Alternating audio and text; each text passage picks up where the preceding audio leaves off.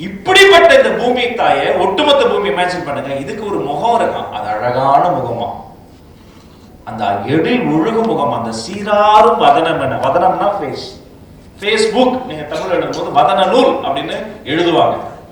அப்படிப்பட்ட இந்த பூமிக்கு ஒரு அழகான ஃபேஸ் இருக்கு. அந்த அழகான ஃபேஸ் இந்தியா, பாரத திருநாடு தான் ஒட்டுமொத்த உலகத்துக்கு அந்த அழகான முகம்.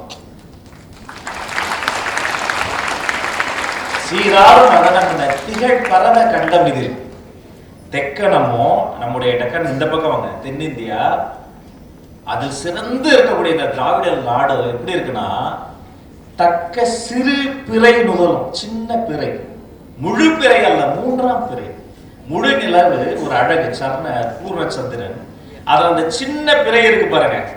இஸ்லாமிய தோழர்களுக்கு தெரியும், அழகான சின்ன பிறை இருக்கு, அது ஒரு அழகு, அப்படி வளைந்து அழகா அப்படி ஜொலிக்கும். நம்முடைய இந்த தென்னிந்தியா அப்படி வளைந்து அழகா ஜொலிக்குதான். இப்ப பூமி தாயை சொல்லியாச்சு, பாரத தாயை சொல்லியாச்சு, அதுல தென்னிந்தியாவை சொல்லியாச்சு, அதுல ஒரு பொட்டு வச்சது போல ஒரு நாடு இருக்கு. அது என்ன நாடுதான்? எங்க தமிழ்நாடுங்க. இந்த பூமி தாய்க்கே பொட்டு யார் சொல்லுவா? அந்த தமிழ்நாடு இருக்கு பாருங்க, அந்த பொட்டில் இருந்து வாசம் கமழும் பாருங்க. இப்பெல்லாம் காலம் வளர்ந்துருச்சு, ஸ்டிக்கர். அப்பெல்லாம் சாந்து பொட்டு, சந்தன பொட்டு, இப்பெல்லாம் ஸ்டிக்கர் பொட்டு, அதுல பாம்பு போட்டு, புள்ளி போட்டு, டிசைன் போட்டு நிறைய வந்துருச்சு. That's okay. ஆனா உண்மையிலேயே அந்த சாந்தையோ, சந்தனத்தையோ, அந்த குங்குமத்தையோ அப்படி கோவில்ல வாங்கி நீங்க ஒரு குங்குமத்தை அப்படி திலகம் அப்படி தொட்டு வச்சுங்க, அந்த இடமே வாசமா இருக்குமா? அந்த வண்டியில போகும்போது, வீட்டில் இருக்கும்போது அந்த வாசம் பரவுது பாருங்க. வைத்தவருக்கு மட்டுமா? எல்லா இடமும் பரவுது பாருங்க.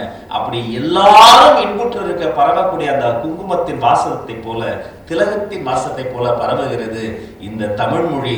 தமிழ்நாட்டில் தோன்றி திசையிட்டும் பரவக்கூடிய ஒரு எல்லாருக்கும் சேர்த்து பரவக்கூடிய மொழி தமிழ் மொழின்னு ஒரு பாடல் சொல்லுதுங்க. அந்த பாடலை நம்ம பாடுறோம். சரி, அப்படி பாடுற அந்த மொழியை நம்ம எப்படி பார்க்கிறோம்னா, எங்களுடைய அந்த திறனை வியக்கிறோம். என்னப்பா இது, யாதும் ஊரே யாவரும் கிளிர், ஒரு வார்த்தையில போட்டு முடிச்சிட்டாரு. அந்த திறனை வியந்து எங்கள் செயலையெல்லாம் மறந்து அந்த தமிழனங்க நாங்க வாழ்த்துறோம். ஏன் தெரியுமா? அதோடைய சீர் இளமையோ, இவ்வளவு வருஷம் ஆகியும் இன்னும் இளமையாவே இருக்கு.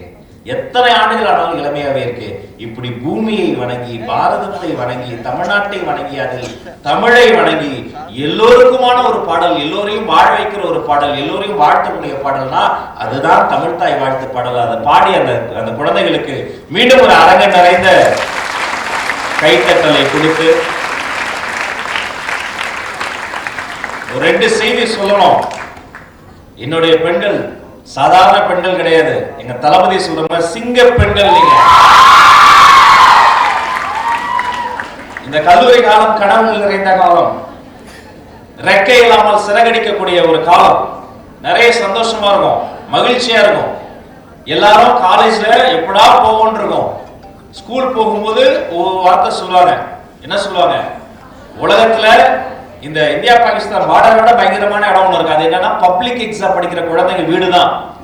இந்த 10th எக்ஸாம் படிக்கும் போது பயங்கரமா மிரட்டுவாங்க. எப்படியாவது 10th பாஸ் ஆகிடுடி, அதுக்கப்புறம் லைஃப்ல ஜாலியா இருக்கலாம் அப்படிம்பாங்க. சொன்னாங்களா? எனக்கும் சொன்னாங்க. சரி, நம்ம +1 +2 ஜாலியா இருக்கலாம். +2 தான் வாழ்க்கையே. என்ன நீ ஜாலியா இருக்கிற? சும்மா அப்படி போகும்போது வீட்டுல அப்படி சும்மா சத்தமா பாட்டு வச்சு டிவில கேட்டா கிச்சன்ல இருந்து குரல் வரும். பெத்த வயிறு பத்தி எரியுது, டிவி பார்க்க முடியாது. திட்டுவாங்களா இல்லையா?